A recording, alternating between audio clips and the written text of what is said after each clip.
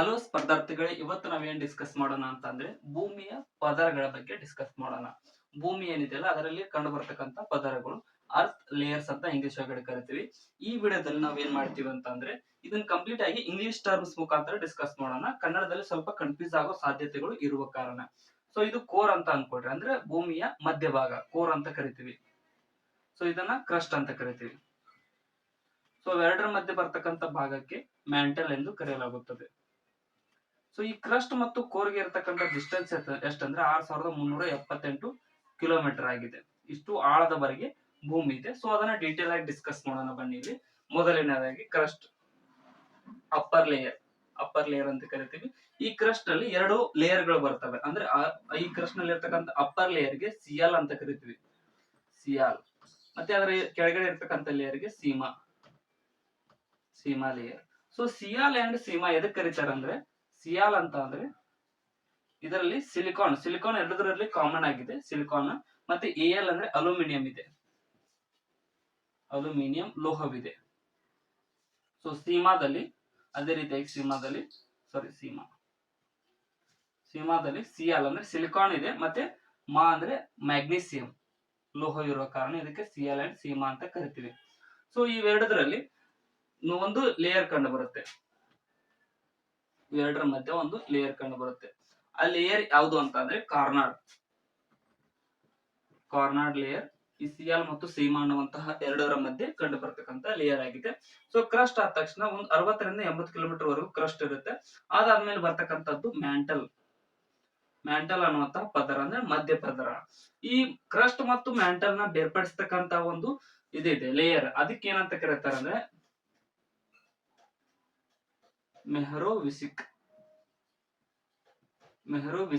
Layer ಅಂತ ಕರಿತೀವಿ. ಇದು ಏನ್ ಮಾಡತ್ತಂದ್ರೆ ಕ್ರಸ್ಟ್ ಮತ್ತು ಮ್ಯಾಂಟಲ್ ನ ಬೇರ್ಪಡಿಸತಕ್ಕಂತ ಒಂದು ಲೇಯರ್ ಆಗಿದೆ.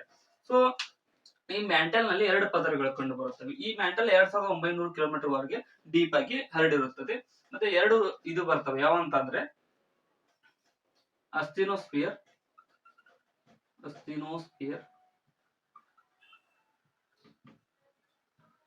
ಮತ್ತೆ ಮೆಸಾಸ್ಫಿಯರ್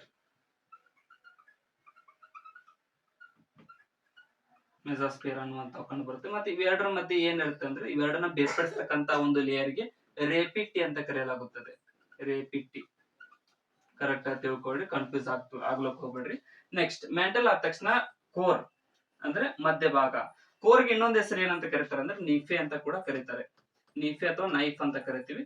ನೀಫೆ ಯಾಕೆ ಕರೀತಾರೆ ಅಂದ್ರೆ ಈ ವರ್ಡ್ಸ್ ನಲ್ಲೇ ಇದೆ ನೋಡಿ. ನೀಫೆ ಅಂದ್ರೆ ನಿಕ್ಕಲ್ ಮತ್ತು ಫೆರಸ್ ಅನ್ನುವಂತಹ ಲೋಹಗಳು ಎರಡು ಇರುವ ಕಾರಣ ಇದಕ್ಕೆ ನೀಫೆ ಅಂತ ಕರೆಯಲಾಗುತ್ತದೆ. ಮತ್ತೆ ಮ್ಯಾಂಟಲ್ ಮತ್ತು ಕೋರ್ ಅನ್ನ ಬೇರ್ಪಡಿಸತಕ್ಕಂತ ಲೇಯರ್ಗೆ ಏನಂತ ಕರೀತಾರೆ ಅಂದ್ರೆ ಗುಟೆನ್ಬರ್ಗ್ ಅಂತ ಕರೀತಾರೆ. ಈ ಲೇಯರ್ ಈ ಮ್ಯಾಂಟಲ್ ಮತ್ತು ಕೋರ್ ಅನ್ನ ಬೇರ್ಪಡಿಸತಕ್ಕಂತ ಲೇಯರ್ ಆಗಿದೆ. ಮತ್ತೆ ಕೊನೆಯದಾಗಿ ಕೋರ್ ನಲ್ಲಿ ಎರಡು ಭಾಗಗಳು ಬರ್ತಾವೆ, ಔಟರ್ ಲೇಯರ್ ಮತ್ತೆ ಇನ್ನರ್ ಲೇಯರ್.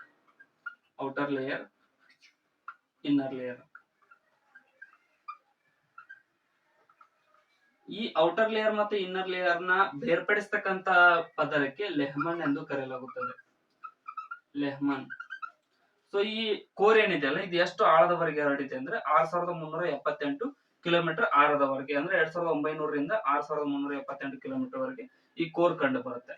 ಸೊ ಇಲ್ಲಿಗೆ ಎಲ್ಲ ಈ ಲೇಯರ್ಸ್ ಟಾಪಿಕ್ ಕಂಪ್ಲೀಟ್ ಆಗಿ ಮುಕ್ತಾಯಗೊಂಡಿದೆ. ಸೊ ಅರ್ಥ ಆಗಿದೆ ಅನ್ಕೊಂಡಿದ್ದೀನಿ. ಅದಕ್ಕೋಸ್ಕರ ಹೊಸದಾಗಿ ಬಂದಿರೋರು ಸಬ್ಸ್ಕ್ರೈಬ್ ಮಾಡ್ಕೊಳ್ಳಿ. ಈ ವಿಡಿಯೋನ ಆದಷ್ಟು ನಿಮ್ ಫ್ರೆಂಡ್ಸ್ಗೂ ಕೂಡ ಶೇರ್ ಮಾಡಿ. ಮತ್ತೆ ಏನಾದರೂ ತಪ್ಪನ್ಸಿದ್ರೆ ಕಮೆಂಟ್ ಸೆಕ್ಷನ್ ನಲ್ಲಿ ಕಮೆಂಟ್ ಕೂಡ ಮಾಡಿ.